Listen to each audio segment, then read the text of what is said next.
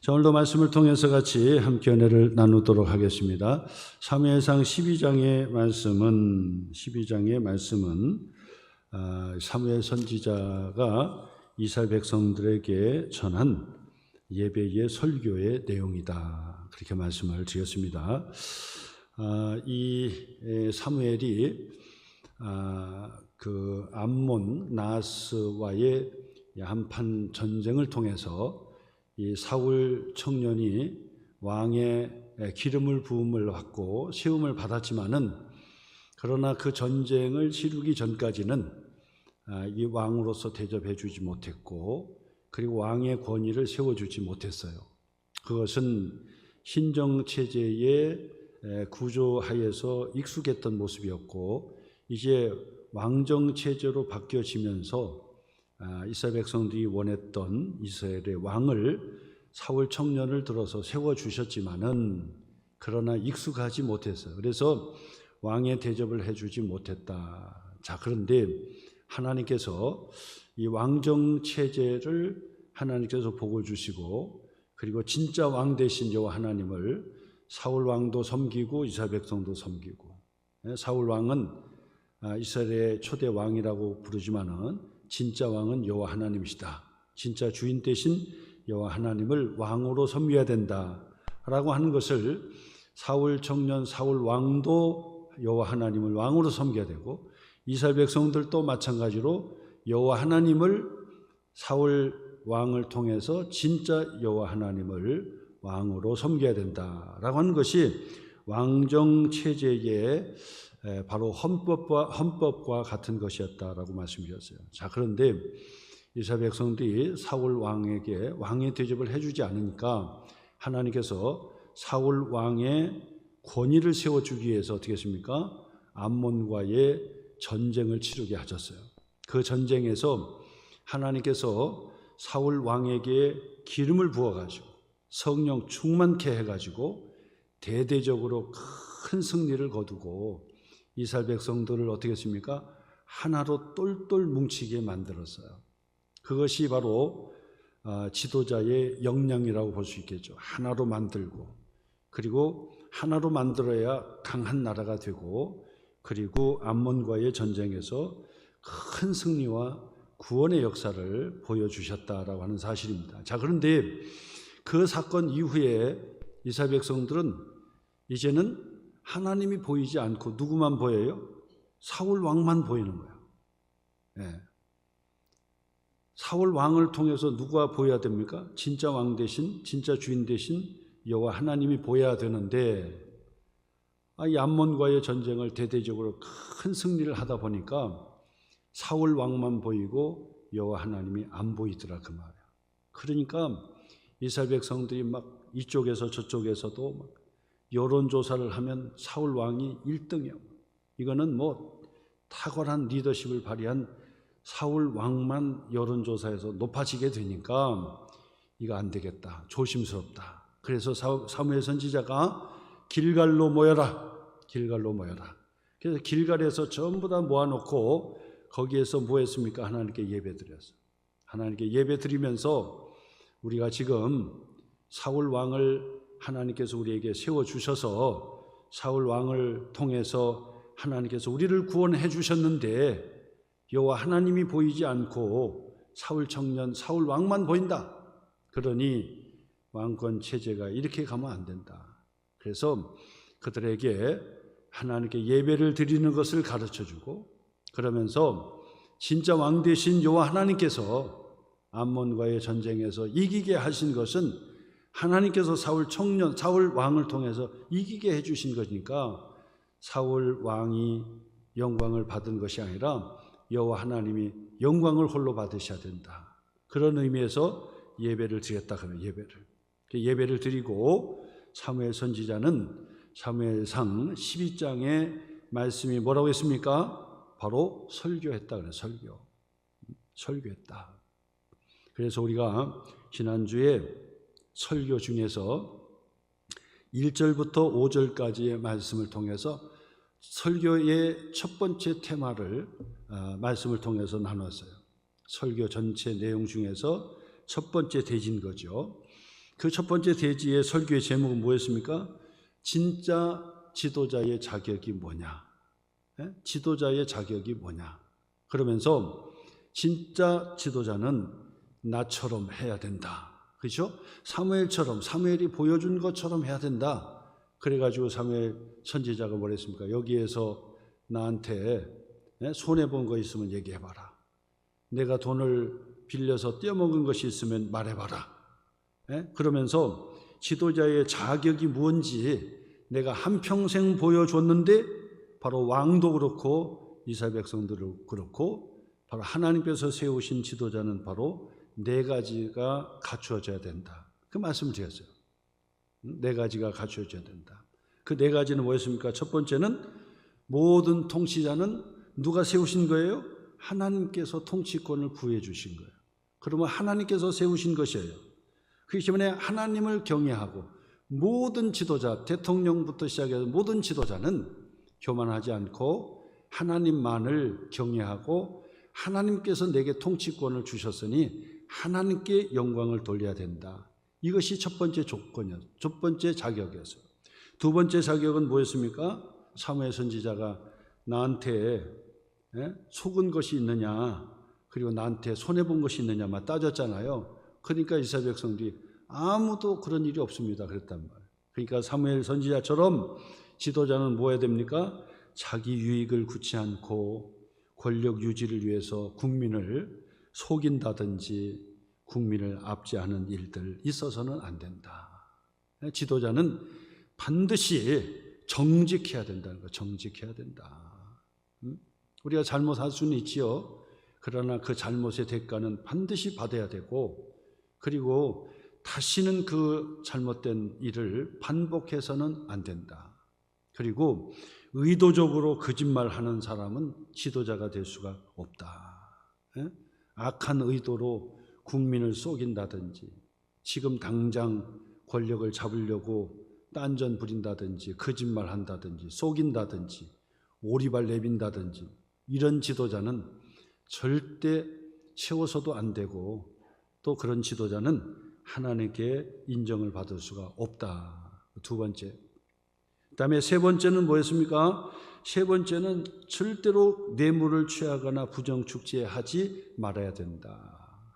청렴해야 된다는 것을 말씀을 드려요. 청렴해야 된다.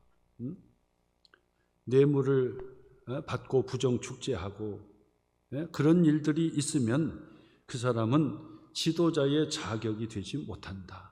지도자의 자격이 되지 못한다 해서 세 번째 자격으로는 청렴, 결백해야 된다. 그래서 뇌물을 취하고 부정축제하고 막 이러면 여러분 이 재판관 같은 경우도 뇌물을 받고 나중에 뇌물 받고 다 드러나잖아요. 그 재판을 굽게 하는 거예요. 권력을 탐하고 부정축제하고 막 그러면 이 재판이 바로 서지 못하는 거예요. 그러면 나라가 망하는 거죠.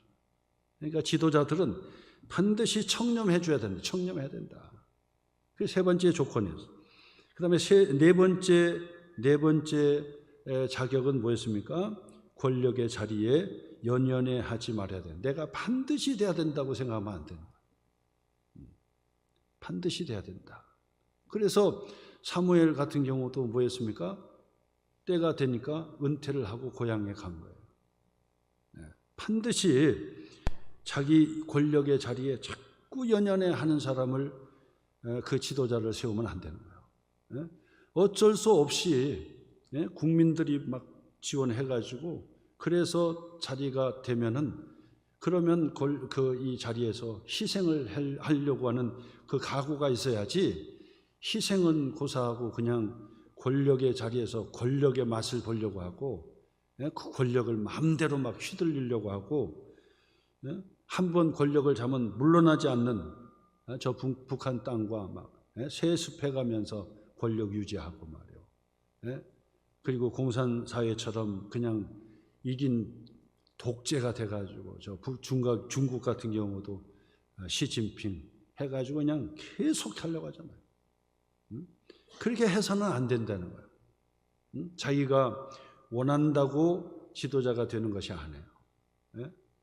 옆에서 다 저 사람을 추대하고 막 그러면 그때서는 권력의 자리에서 희생을 하고 섬기려고 하고 이런 사람들이 지도자가 돼야 된다. 그래서 이 사무엘 선지자는 지금 사울 왕이 암몬과의 전쟁에서 막 큰 승리를 하니까 막 이쪽에서도 막 사울 이쪽에서도 사울 사울이 우리를 어떻게 왕으로서 다스릴 수 있느냐 그렇게 무시했던 사람이 누구냐 당장 이 앞으로 끌고 와라 이 자리에서 우리가 죽이겠다고 할 정도로 이 사울이 충천했단 말이야. 충천해서 바로 그 사울과 이스라엘 백성들에게 설교하는 첫 번째 설교의 대지가 뭐냐 지도자의 자격은 이러해야 된다.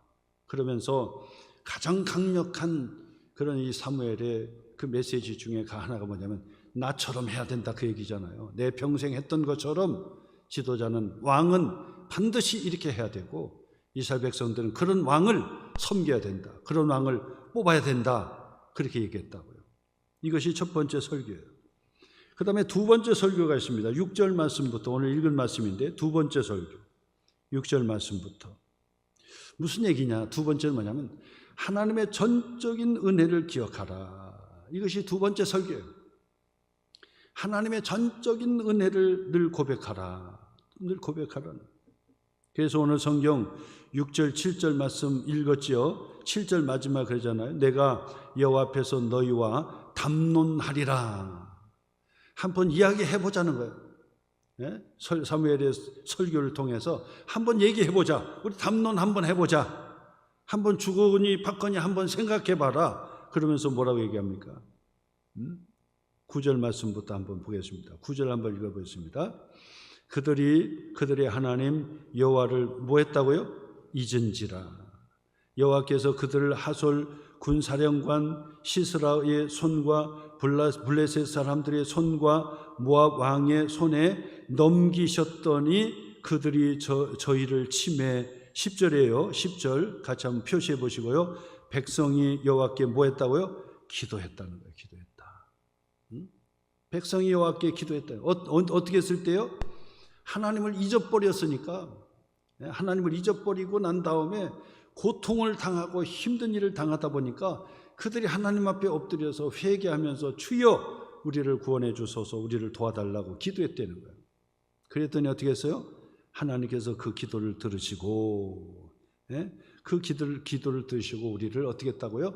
살려주셨다는 거예요. 자, 그런데 또 한번 보세요. 9절 읽어보세요. 9절 또 읽어보겠습니다. 9절 그들의 하나님 여호와를 잊은지라 그 말씀했죠. 8절 말씀 한번 다시 한번 죠. 8절 한번 읽었어요. 야곱이 애굽에 들어간 후 너희 조상들이 여호와께 뭐 했다고요? 기도했다고 하는 거고 그 다음에 10절 말씀도 백성이 여호와께 뭐 했다고요? 기도했다. 자, 그 다음에 12절 같이 한번 보죠. 12절 너희가 암몬 자손의 왕 나하스가 너희를 치러 옴을 보고 너희의 하나님 여호와께서는 너희의 왕이 되심에도 불구하고 너희가 내게 뭐 했다고요? 이르기를 아니라 우리를 다스릴 왕이 있어야 하겠다라고 어떻게 했다고요? 부르짖어 기도했다는 거예요. 왕을 달라고 기도했다는 거예요. 그랬더니 어떻게 했습니까? 하나님께서 사울 왕을 세워주시고 사울 왕을 통해서 암몬을 나하스 왕을 물리치고 대대적으로 우리를 살려주시고 구원해 주셨다. 누가요? 여호와 하나님께서 그리 하셨다. 13절 말씀 같이 읽어보세요. 13절 시작. 이제 너희가 구한 왕 너희가 택한 왕을 보라. 사울 왕을 얘기하는 거죠. 보라. 그 다음에 한번 보겠습니다. 여호와께서 너희 위에 왕을 뭐 했다고요? 세우셨다. 하나님께서 너희들 위에 사울 왕을 세우셨고 그 사울 왕을 통해서 하나님께서 암몬 나하스를 물리쳐 주셨고 사울 왕을 통해서 하나님께서 대대적으로 큰 승리를 안겨주셨다. 우리를 살려주셨다. 우리를 구원해 주셨다. 그러므로 우리가 누구에 주목해야 됩니까? 눈에 보이는 사울 왕에게 주목할 것이 아니라 사울 왕에게 은혜 주시고 사울 왕에게 성령을 기름 부어 주시고 하나님께서 사울을 왕으로 세워주시고 힘과 능력을 주셔서 전쟁에 이기게 하신 누구를 바라보라고요? 여호와 하나님, 진짜 왕 되신 여호와 하나님을 바라보라. 자, 그런데 이스라엘 백성들은 지금 뭐 하고 있다고요? 지금 눈에 보이는 사울 왕만 지금 칭송하고 있다 그 말이에요. 여기서도 사울 왕, 저기서도 사울 왕. 그 사울 왕을 하나님께서 세우시고 하나님께서 승리케 해주시는 그 하나님의 은혜를 알지 못하는, 하나님께서 하신 것을 모른다는 거예요. 그러므로 이 사무엘 선지자의 두 번째 설교, 두 번째 대지의 설교는 뭐냐? 사울 왕만 바라보지 말고 누구를 보라? 진짜 왕 되신 여호와 하나님, 그 하나님의 은혜를 기억하라. 그것이 두 번째 설교예요. 사실은 이 사무엘의 설교는요, 지금 우리들에게 주시는 다 똑같은 설교예요. 제가 또 여러분에게 설교하는 그 말씀도 계속해서 전달하는 그 메시지도 그 메시지, 하나님의 은혜다는 거예요. 하나님의 은혜. 내가 산 것도 하나님의 은혜요, 지금까지 지내온 것도 하나님의 은혜요. 에베네셀의 하나님, 여기까지 살게 하신 이도 하나님의 은혜요. 모든 것이 다 눈에 보이는 사람이 한 것처럼 보이고, 남편이 한 것처럼 보이고, 아내가 한 것처럼 보이고, 다른 사람이 한 것처럼 보이고, 누가 한 것처럼 보이지만은 진짜로 여기에 하나님의 은혜, 여기까지 인도하신 것도 다 전적인 하나님의 은혜라. 그것을 설교하는 거예요. 사실은 사무엘 선지자가 그때만 설교가 아니라 지금도 계속 설교하는 거예요. 저도 마찬가지 그 설교하는 거잖아요. 여러분이 설교할 때마다 항상 강조하는 것이 하나님의 전적인 은혜인 것을 고백해라. 내가 한 것이 아니다. 나는 부족하고 연약하지만은 하나님께서 하신 것이다. 아브람도 하나님께서 하신 것이다. 이삭도 하나님께서 복을 주신 것이다. 야곱도 하나님께서 복을 주신 것이다. 요셉도 하나님의 섭리 가운데 애굽의 총리가 되게 하시고, 그리고 하나님의 섭리 가운데 야곱 아버지와 그 형제들을 애굽으로 인도하여 주신 것도 하나님이시다는 거예요. 야곱이 죽고 난 다음에 요셉의 형들이 두려웠어요. 저 요셉이 우리가 정말 미워하고, 그리고 요셉을 죽인 것과 진배 없이 보디발에게 팔아 넘긴 것도 바로 우리 형들인데, 아버지가 살아있으니까 우리에게 관용한처럼 하고 우리를 용서해 준 것처럼 저렇게 하지만은 이제 아버지 장례 치렀으니까 그 요셉이 이제 화를 품고 우리 다 죽일 것이다, 그렇게 생각했어요. 그래 두려워 떨었어요. 근데 그것을 눈치챈 요셉이 형들을 불러놓고 얘기합니다. 형들이여, 안심하소서. 아버지가 지금 죽었고 장례 치렀다고 해가지고 두려워 떨지 마세요. 내가 여러분들에게, 내가 형들에게 해야 할 것처럼 생각하지 마세요. 나를 애굽에 보낸 이는 형들인 것처럼 생각하지만은 형들도 생각하세요. 나는 그렇게 생각하지 않습니다. 내가 애굽에 팔려온 것은 형들이 아니라 하나님의 섭리 가운데 하나님께서 다 주도하신 일이었습니다.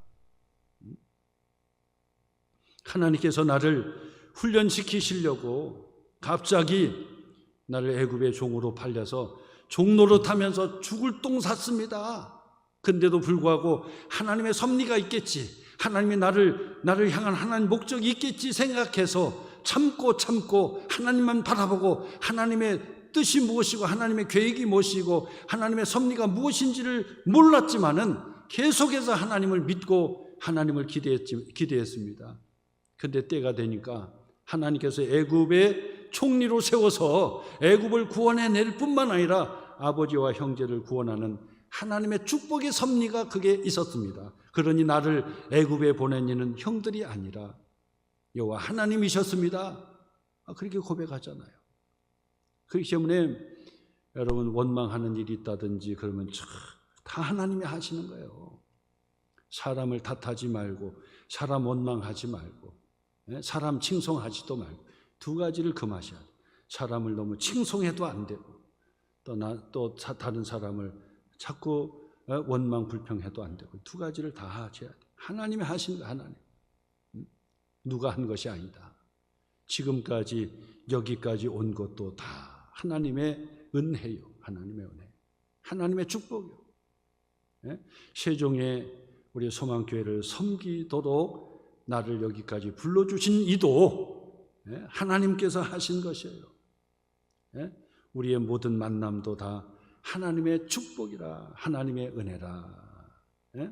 서로를 장로님과 권사님과 집사님과 성도가 소망교회의 공동체 안에서 함께 말씀과 예배를 드리면서 함께 신앙생활을 하는 것도 다 하나님의 특별한 섭리가 있는 거예요. 하나님의 섭리가. 하나님의 축복이 있고 하나님의 섭리와 하나님의 계획이 있다. 그래서 전적인 하나님의 은혜입니다 라고 하는 그 설교는 사무엘 선지자만 하는 것이 아니라 주님이 오실 때까지 계속해서 설교하는 거예요. 사무엘의 두 번째 설교, 계속해서 설교하는 거예요. 계속해서. 사무엘 선지자의 세 번째 설교가 있습니다. 세 번째 설교. 오늘 성경 우리 14절 말씀부터인데 세 번째 설교는 뭐냐? 하나님만을 경외하라. 하나님만을 섬겨라. 그리고 떠나지 마라. 떠나는 날에는 하나님께서 가만히 두지 않는다. 이 설교예요. 세 번째 설교가. 세 번째 설교가 그 설교. 우리가 지금 신정체제에서 왕정체제로 지금 바뀌었어요. 너희들이 그렇게 원했던 왕을 내가 세워줬어요. 근데 사울 왕도 그렇고 이스라엘 백성도 그렇고 서로 격려해 주면서 누구를 섬겨요? 여호와 하나님만을 잘 섬기고 경외하라는 거예요. 오늘 14절 말씀부터입니다. 우리 같이 한번 보겠습니다. 14절. 너희가 만일 여호와를 경외하여 그를 섬기며 그의 목소리를 듣고 여호와의 명령을 거역하지 아니하며 또 너희와 너희를 다스리는 왕이 사울 왕이죠. 너희의 하나님 여호와를 따르면 좋겠지만은 하나님의 복이라는 거예요. 그렇게 해야만 된다는 거예요. 그러나 15절 보세요. 너희가 만일 여호와의 목소리를 듣지 아니하고 순종하지 아니하고 여호와의 명령을 거역하며 하나님의 말씀을 무시하고 하나님의 말씀을 등한시하고 거역하고 불순종하면 여호와의 손이 어떻게 한다고요? 여호와의 손이 너희의 조상들을 치신 것 같이 너희를 뭐 할 것이라? 치신다. 경고합니다. 세 번째 설교입니다. 사무엘의 세 번째 설교. 하나님께서 너희를 칠 거라. 우리가 신앙생활 똑바로 해야지 하나님만을 잘 섬기면 하나님께서 약속하신 대로 복을 주실 것이지만 그러나 하나님을 섬기지 못하고 불순종하고 하나님의 명령 앞에 거역하고 그러면 너의 앞에 조상들을 하나님께서 다 그때마다 전쟁을 통해서 고통을 당하게 하시고 경제적으로도 어려움을 당하게 하시고 하나님께서 다 일일이 치셨던 것처럼 반드시 너희를 칠 거라. 반드시 하나님께서 너희를 치실 것이다라고 그렇게 설교했어요. 근데 이 사무엘의 선지자는요, 그런 능력이 있어요. 그런 능력이 있어요. 사무엘의 선지자는 보통 설교가 아니에요. 보통 설교가. 설교를 아주 매끄럽게 잘했다는 의미가 아닙니다. 설교의 구성을 잘 해가지고 설득력 있게 전했다는 얘기가 아니에요. 무슨 얘기냐면 사무엘의 선지자는 즉시 그 증상들이 나타났다는 거예요. 무서워 떠는 거예요. 무서워 떨어요. 그러니까 하나님의 말씀이 그렇잖아요. 하나님의 말씀이 막 선포될 때 막 하늘에서 불이 떨어지지 않느냐. 하늘에서 막 불이 떨어지고 우리의 감정, 우리의 심령을 막 그냥 골수까지 찔러 쪼개는 것처럼 우리의 심장을 막 찔러주는 거예요. 견딜 수 없도록 그렇게 만들어 주시는 거예요. 미국의 조나단 에드워드 같은 경우가 눈이 나빴어요. 눈이 아주 시력이 좋지 않아서 돋보기 안경을 쓰고 있었어요. 그가 군중 집회를 할 때 눈이 나쁘고 또 원고 설교했어요. 원고를 보고 계속 설교하는 사람이 있고, 원고를 떠나서 설교하는 사람이 있고, 원고를 보면서 설교하는 사람이 있고, 다 다양하잖아요. 근데 그분은 원고를 눈에 띄지 않고 눈에서 벗어나지 않고 원고를 읽어가면서 설교했던 사람. 그래서 눈이 나쁘니까 막 원고를 갖다가 막 가까이 대면서 그냥 읽었어. 설교를 읽었어요. 그리고 그분은 학자였어요. 학자. 그러니까 막 재미나게 설교하고 막 이런 사람이 아니에요. 예? 그 학자 출신이잖아요. 조나단 에드워드가. 예? 철학자이면서 신학자이면서 목사이면서 그 다음에 철학자이고 학자예요. 총장까지 그렇게 지냈던 분이잖아요. 그 조나단 에드워드가 설교를 하니까 원고 설교예요. 그냥 이렇게 눈이 나쁘니까 갖다 대고 막 그냥 읽기만 하는 거예요.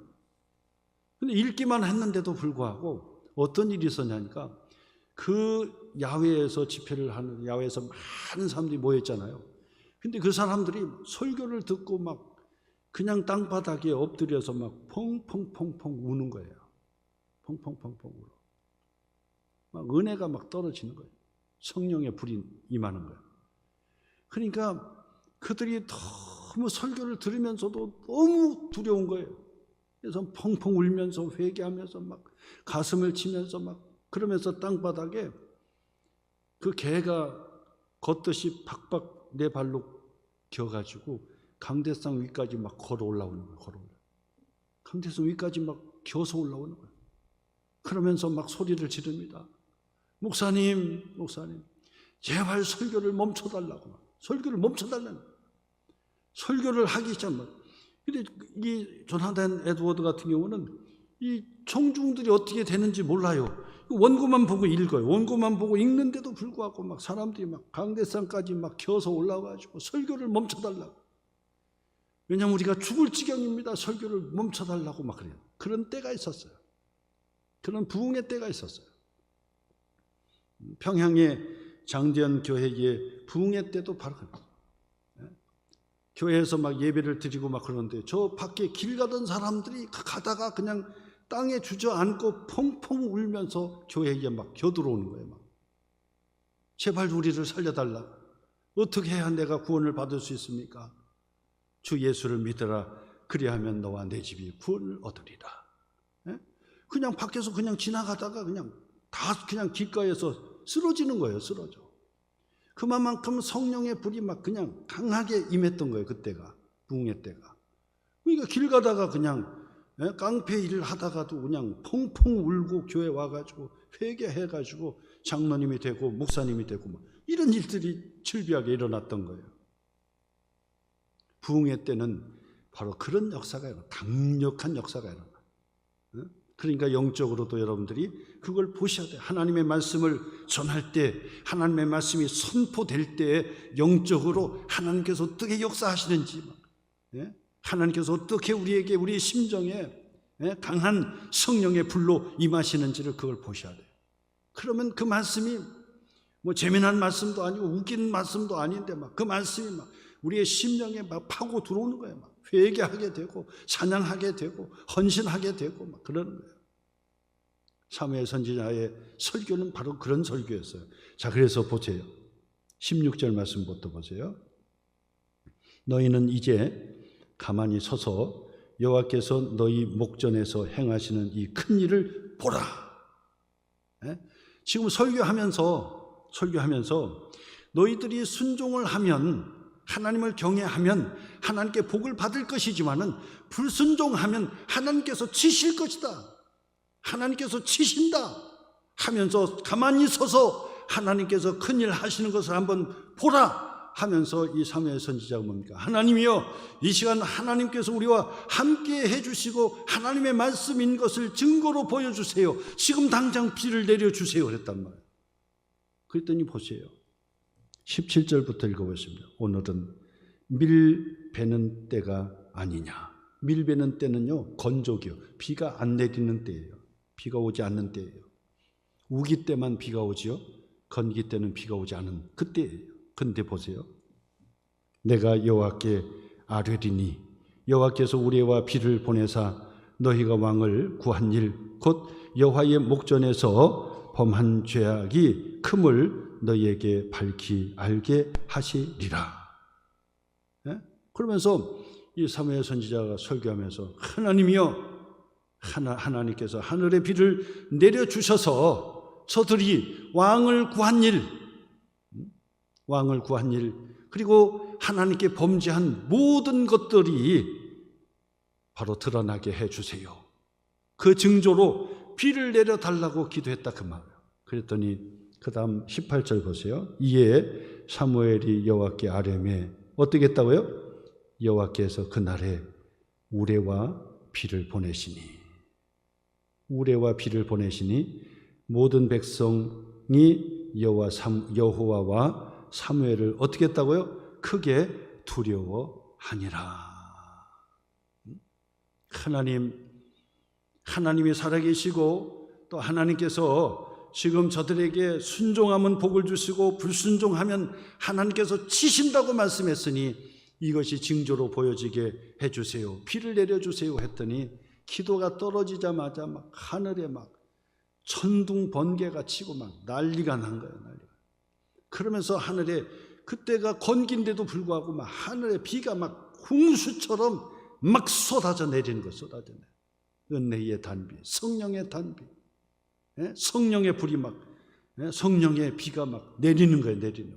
그러니까 그들이 하나님 앞에 집회하면서 사무엘 선지자의 설교를 들으면서 그냥 회개하는 거죠. 주여 우리가 잘못했나이다. 우리가 하나님의 왕되심을 거부하고 우리에게 왕을 달라고 요구했나이다. 그리고 왕을 하나님께서 허락해 주시니까 사울 왕을 우리가 무시하고 개무시했나이다. 그리고 하나님께서 섭리 가운데 암몬과의 전쟁에서 큰 승리를 거두니까 하나님은 이제 보이지 않고 사울 왕만 보여서 사울 왕만 외쳤나이다. 하나님이여 용서하여 주옵소서. 사울 왕을 통해서 진짜 왕 되신 주 하나님을 고백하고 하나님의 은혜를 고백하고 하나님을 경외하고 하나님을 섬겨야 되는데 그렇게 하지 못했나이다. 사무엘 앞에서 두려워하고 여호와 하나님 앞에서 그들이 두려워 벌벌 떨었더라. 그 말, 벌벌 떨었다. 그것이 세 번째 설교. 그 세 번째 설교는 하나님의 징조까지 막 동원되는 설교였어요. 징조까지. 엄청난 거죠. 설교하는데 막 징조가 나타나는 거죠. 이런 징조가. 마지막 네 번째 설교가 있어요. 네 번째 테마예요. 19절 말씀부터 보세요. 19절 같이 한번 읽겠습니다. 모든 백성이 사무엘에게 이르되 당신의 종들을 위하여 당신의 하나님 여호와께 기도하여 우리가 죽지 않게 하소서. 우리가 우리의 모든 죄에 왕을 구하는 악을 더하였나이다.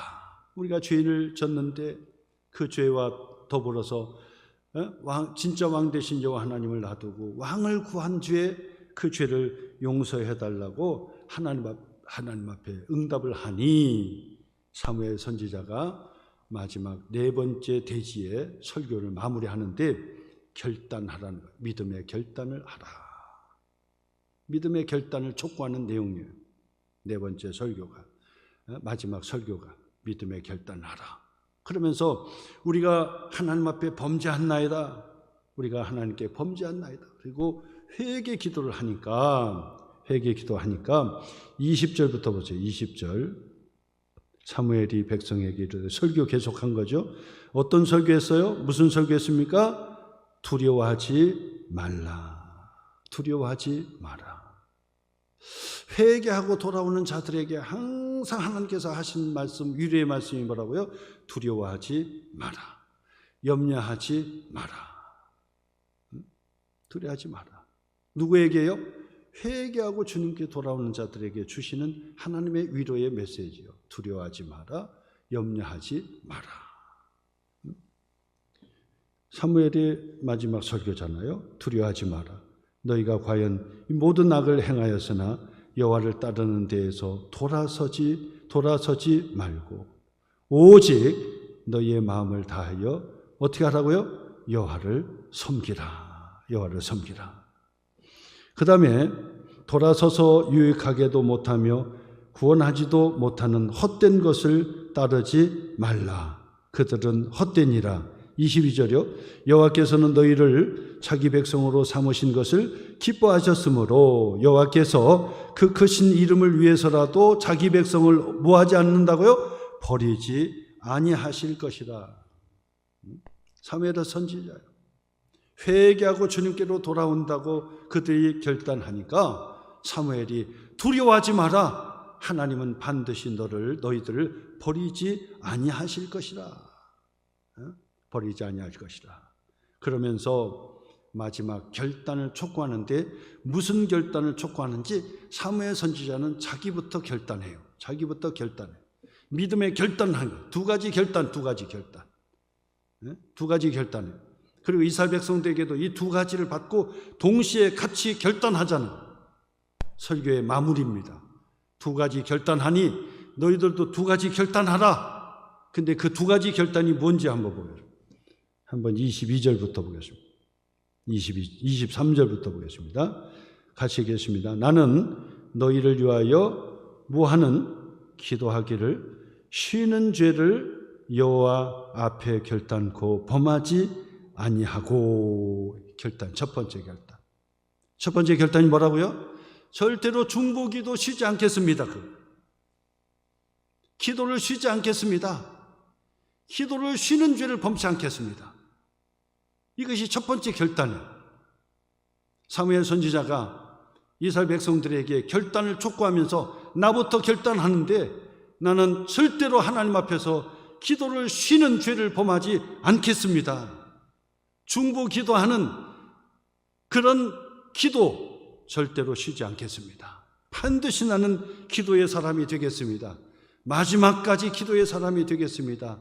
라고 하면서 이스라엘 백성들에게도 무엇을 결단하라고요? 기도하겠다고 결단하라는 거예요. 기도하겠다. 어려울 때만 기도한 것이 아니라 기쁠 때도 기도하고, 기도 응답 받기 전까지만 기도한 것이 아니라 기도 받아도 기도하고, 힘들 때나 어려울 때나 어떤 때든지 뭐 하라고요? 기도하라. 기도. 나도 기도에 대한 작정과 결단을 할 것이니 여러분들도 반드시 기도에 결단을 하라. 기도를 쉬는 죄를 범치하지 말라. 그러면서 결단하는 거예요. 기도에 결단하라 이거. 기도에 결단하라. 여러분, 기도 결단해야 돼요.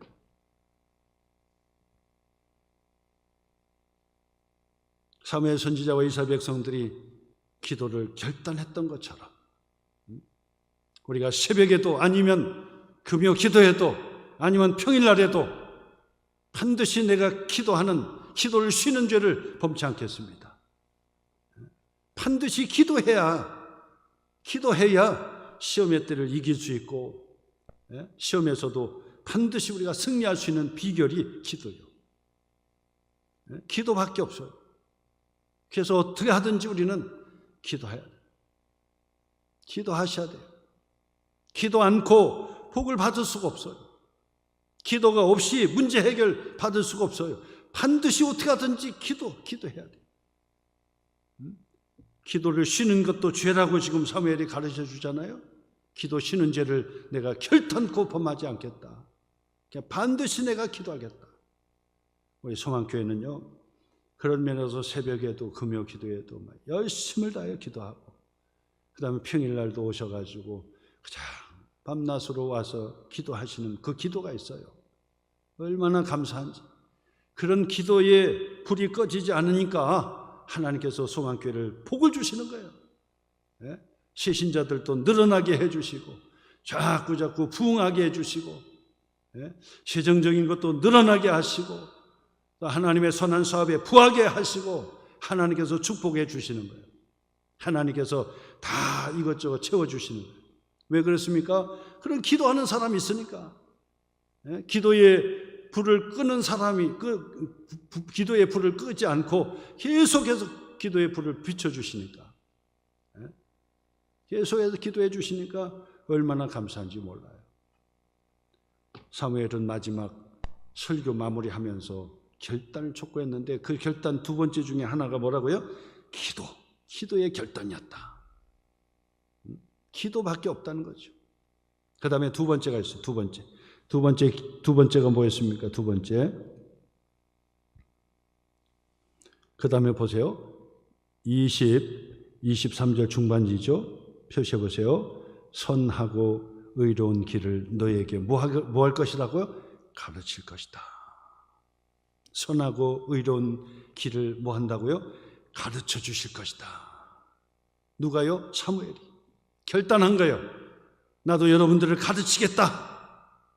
하나님의 말씀을 가르치겠다. 하나님의 말씀을 계속해서 전해주겠다. 하나님의 말씀을 가르쳐 주겠다는 거예요. 기억나게 하겠다는 거예요. 그 말씀을 새기게 해주겠다는 거예요. 그러니 이스라엘 백성들 뭐 하라고요? 하나님의 말씀을 배우라는 거예요. 배우라. 하나님의 말씀을 가르치든지 반드시 배우든지 둘 중에 하나 해야 돼요. 둘 다 해야 돼요. 목사님들은 다 배웠으니까 이제 가르치기만 하면 되겠지. 그게 아니에요. 목사님들도 평생 배우고 평생 가르쳐야 돼요. 여러분들도 마찬가지. 구역장이 되었다. 평생 가르치고 평생 배우고. 저는 배운 게 없어서 가르칠 것이 없는데요. 아니에요. 성경의 많은 지식을 가르치는 것이 아니라 내가 어떻게 하나님의 자녀가 되었는지 이것도 가르치는 거예요. 이것도 아주 중요한 거예요. 복음을 가르치는 거예요. 그리고 배워야 되는 거예요. 하나님의 말씀을 계속해서 배우려고 하셔야 돼요. 배우는 데 있어서 등한시하고 그러면 성장하지 않아요. 계속 배우셔야 돼요. 그리고 가르쳐야 돼요. 또 가르치기도 계속 가르치기만 하면 안 돼요. 배워야 돼요. 평생 배우고 평생 가르칠 수 있는 그 결단, 믿음의 결단을 하셔야 돼요. 내가 성경 이 정도 알면 됐지. 어림도 없습니다. 어림도. 어디 성경 이 정도 알면 돼요. 어림도 없습니다. 제가 전에도 한번 말씀드렸습니다. 신학대학원에 입학할 때 박이천 목사님이라고 교수님이 설교학을 가르치셨는데 그때도 나이가 드셨는데 지금은 이제 거의 100세가 다 되셔서 100세가 다 되셨어요. 네? 근데 그분이 그때 당시도 이 강단에서 이게 서서 이렇게 하면 힘이 붙이잖아요. 앉았다가 말을 하고 칠판에 쓸 때만 일어나서 칠판 판사하고 그랬어요. 그때도 힘이 붙이셔가지고 나이가 드신 분이었다고 교수님. 근데 첫 시간인데 지금까지도 잊지를 못해요. 가만히 앉으시더니 이제 신학대학원 이제 1학년 이제 1학년 첫 시작을 이제 공부하는데 앉으셔서 아무 말씀 안 하시고 그냥 앉아 계시는 거예요. 그러니까 다 조용하게 가만히 있었죠. 그러더니 그분이 이북 출신이라 이북말로 말 한마디를 던지는 거예요. 여러분 성경 많이 읽으시라요 그러더라고요. 그 한마디예요. 그리고 한참 계셔요. 그러더니 이제는 몸을 일으켜가지고 백목을 하나 잡고 칠판에다가 탁 하고 이렇게 딱 그랬더니 또 앉으셔요. 그러니 뭐라고 하냐니까 여러분 천사님들 이게 뭔 그림인 줄 아십니까? 모르지 뭐 어떻게 알아. 본인이 이렇게 하고 이렇게 그려놨으니 뭔지를 어떻게 알아. 그냥 아무 소리 못하고 있었어요. 그랬더니 그분이 얘기하는 거예요. 태산입니다. 태산이래 태산. 그래도 가만히 계시더니 좀 있다가 다시 일어나요. 백목으로 그 태산이라고 하는 그림을 딱 그려놓고 그 밑에다가 백목으로 찍찍찍 하고 다시 또 앉아요. 그러더니 또 뭐라고 하죠? 이게 뭔지 아십니까? 모르지요. 뭐 어떻게 알아요? 이 태산이라고는 했는데 이 찍찍한 게 뭔지 몰라요. 그때부터 얘기하는 거예요. 여러분 전사님들 내가 어려서부터 성경을 죽도록 읽었습니다.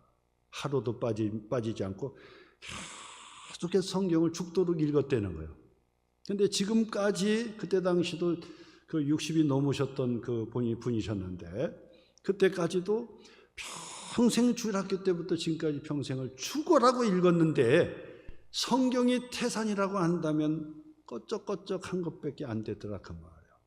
꺼쩍꺼쩍한 것밖에 안 되더라. 근데 평생을 읽었는데도 그러면서 젊어서 부지런히 성경을 보시라요. 저는 그것을 지금까지도 잊지 않아요.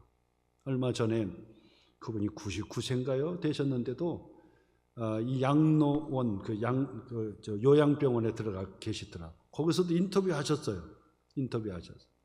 어떻게 여기서 생활하십니까? 그랬더니 그분이 하신 말이 그래도 내가 여기서 성경 볼 수 있습니다. 그러니까 양로원이 좋다는 거예요. 그냥 하루 종일 성경을 볼 수 있으니까 좋다는 거예요. 근데 나이가 드니까 기력이 없어서 옛날만큼 못 읽습니다. 그러면서 평생을 성경을 읽고 평생을 죽으라고 성경을 읽었다는 거예요. 성경 하나님의 말씀은 태산과 같은 누가 다 배웠고 다 알았다고 할 사람이 어디 있습니까? 평생을 배우고 평생을 가르쳐도 다함이 없는 것이 하나님의 말씀이에요.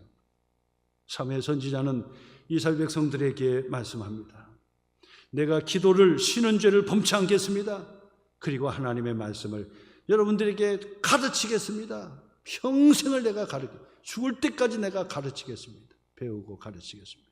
여러분들도 기도를 쉬지 마시고 하나님의 말씀을 배우시라고. 하나님 말씀을 배우라고. 귀를 열고 하나님의 말씀을 자꾸 배우라는 거야. 배우라고. 묵상도 하고 읽고 쓰고 하면서 말씀을 가지고 평생을 씨름하라 그 말. 그것밖에 남는 것이 없어요. 한평생 살다가 남는 것이라고 하는 주리 앞에 섰을 때 하나님의 말씀을 사랑했나이다. 하나님의 말씀으로 내가 내 자신을 돌아봤나이다. 지금 사무엘 선지자는 바로 그 말씀으로 설교를 마무리하는 거예요. 마무리. 첫 번째 설교 뭐라고 했습니까? 첫 번째, 지도자의 자격. 지도자는 어때야 되는가? 두 번째, 하나님의 전적인 은혜를 고백하라. 하나님께서 다 하신 것이죠.